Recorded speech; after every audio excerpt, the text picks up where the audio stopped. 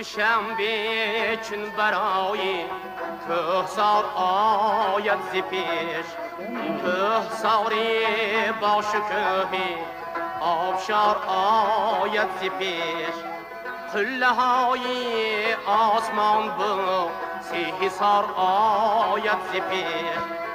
از دوشنبه چون برای قدقدی رودی زلال میروی گویا ز پهلو ید گذر دارد غزال.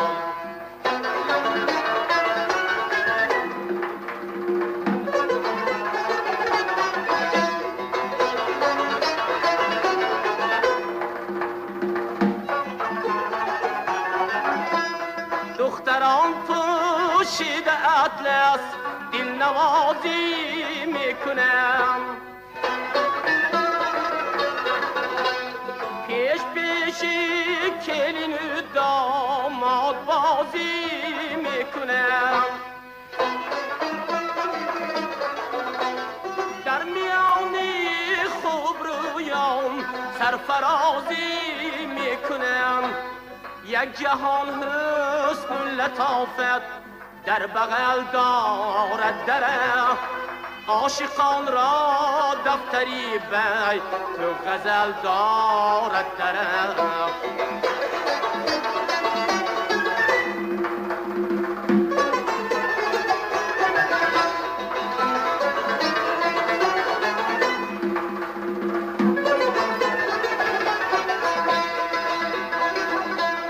دختران را من بسد عشق و هوس دارم نظر،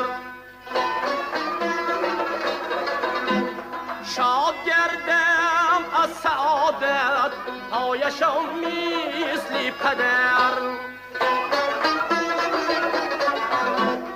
چون که من هم دارم امید از نبیره از پسر، میرسد روزی که فرزند منی دل باخته با عروسی خوش آید خانه را پر ساخته.